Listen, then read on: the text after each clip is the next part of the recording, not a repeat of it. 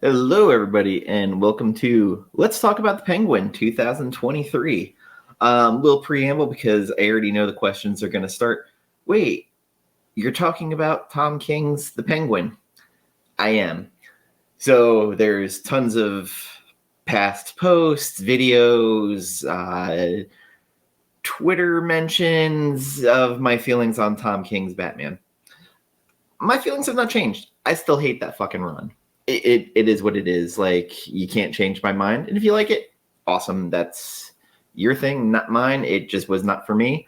And I had to come to that realization. It wasn't for me. Now, Tom King's other works, like I love Human Target.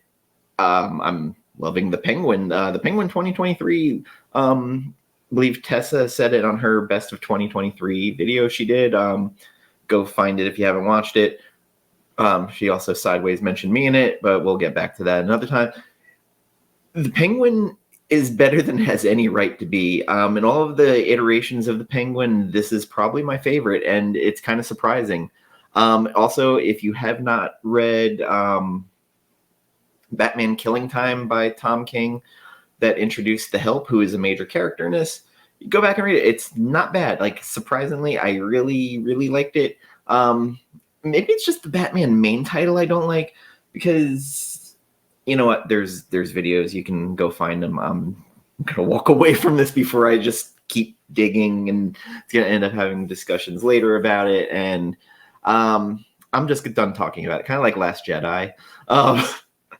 So, preamble number 2. There is a zero issue to this. I debated whether it was worth talking about because it was Chip Zdarsky, and I can't remember who the artist was on it, but it sets up the series, and basically it's everybody thinks the Penguin's dead, and Catwoman is helping locate the heirs to the Penguin.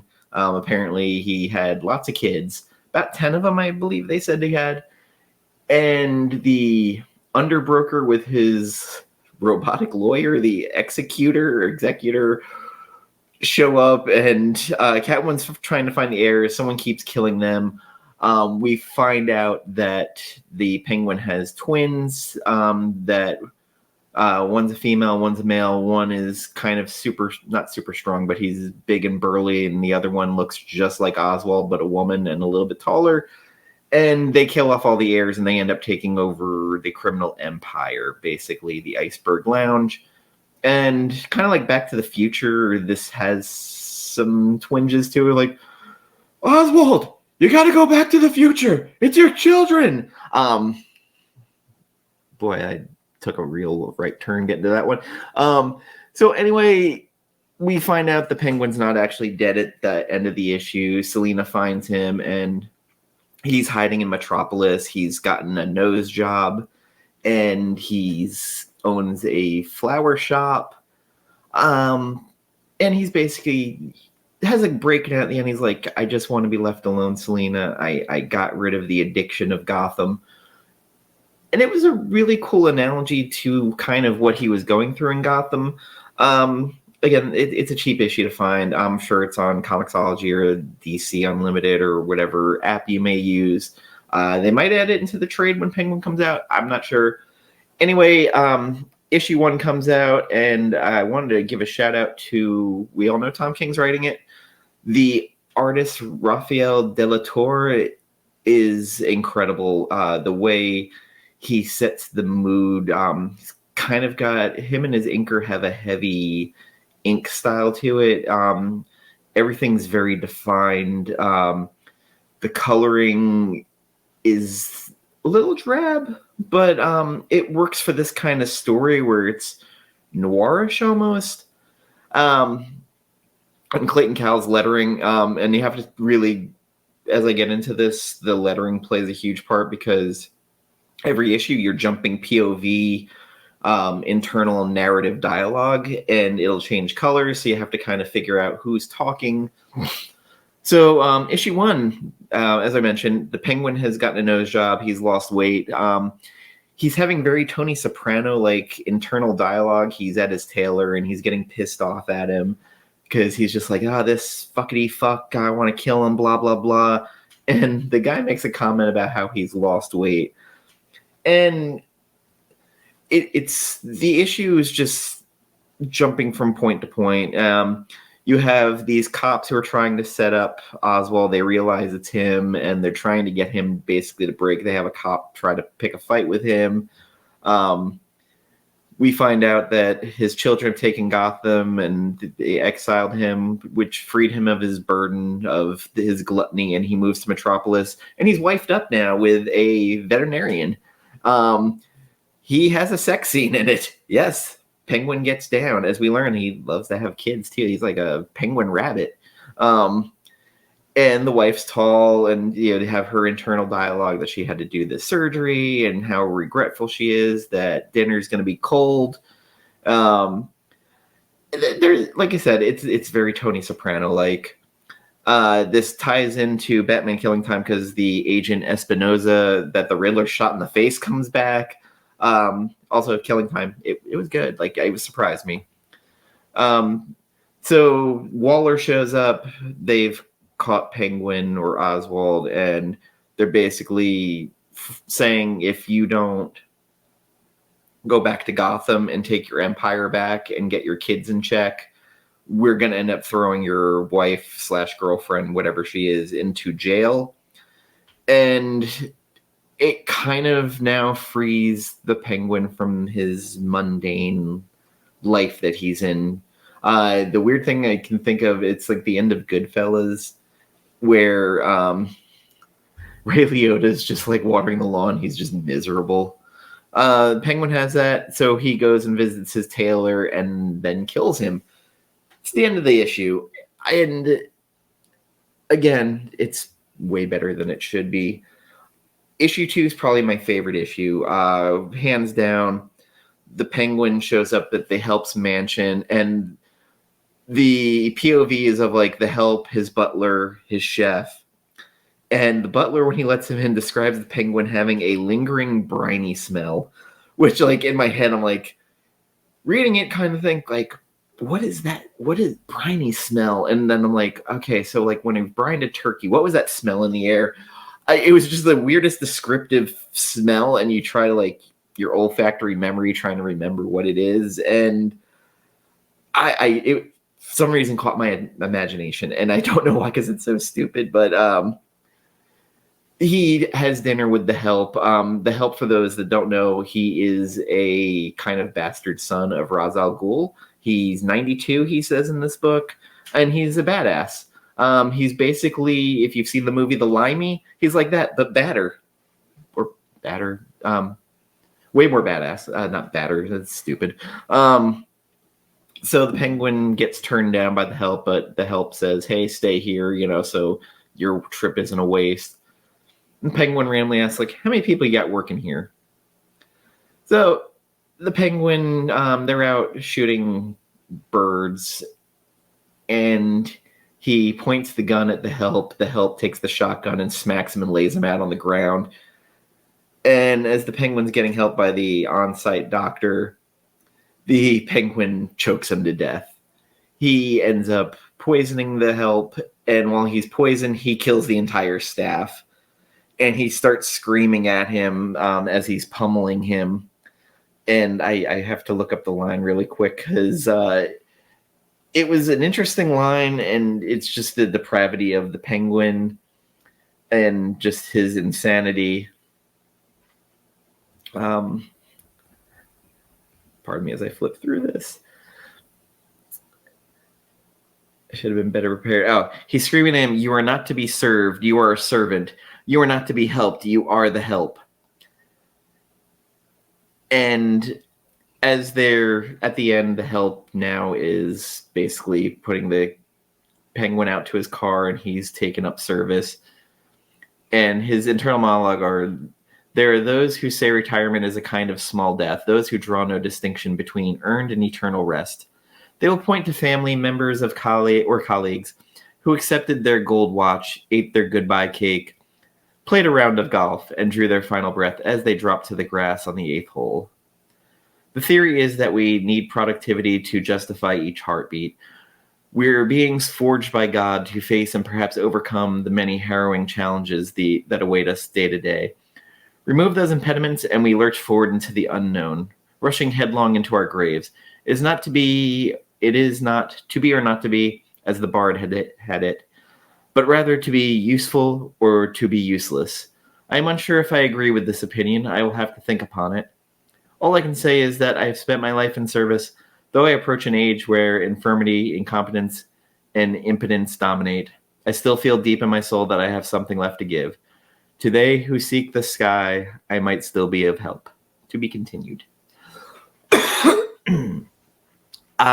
Again, I really like that line. I'm not sure why. It just gravitated me. And I do like the help. The help, I mean, fought Batman to a standstill in Killing Time. Again, pick up the trade if it's out, you can find it. Issue 3 is more of the Penguin trying to gather his squad. He asks Espinosa to gather these 5 names, and you're left guessing, except that she says, these are fucking patriots. Well, we know they were in service of the government at one time. So, this team is called the Force of July. This sounds like 90s image bullshit team names. Like, it sounds like a Youngblood side project. We have the first character we meet is the silent majority who's living on the streets and is getting beaten by a bunch of bums. He's also insane. We then are introduced to Major Victory. Again, these names are shitty. He's kind of their team leader, or was. The government, after they were dismissed, took away all their implants and powers. Next, we're met to Mayflower, who used to be able to control plants before they took it away, and Penguin promises her if she helps that he will introduce her to Pamela Isley to help tend her garden. We are then introduced to Lady Liberty, who is an alcoholic, and the Sparkler, who actually, when it all fell apart, became a teacher and adjusted to life, and Penguin had nothing to give except for taking his sister hostage and threatening to kill her. And they're now his goons, basically, because every crime boss has to have his goons, his muscle, and a consigliere. We have not gotten to the consigliere yet. And issue 3 was probably, I feel, the weakest of them. Again, heavy on the POVs of each person. And there's a lot of characters in this issue, so there's POVs galore. Again, to me, this is the weakest issue. Still good, though. Issue 4, standout issue. They are going to Vegas. The Penguin's getting soused on his flight, and you have the stewardess, like her POV, talking about how he thinks they're going to die on the plane, and he's more anxiety fueled because he's going to see his ex-wife that I don't believe we've ever met before. Her name is Lisa St. Clair Cobblepot, and they end up at the hotel like it's like a giant Luxor type. And she has her own like muscle called the Lunk. Stupid name, but sounds very Vegas like thug guy name though. Penguin goes to have dinner with her, and he has people staged to take care of stuff. The help goes to try and slice her neck, and the Lunk puts him through a table, but it was all planned, kind of.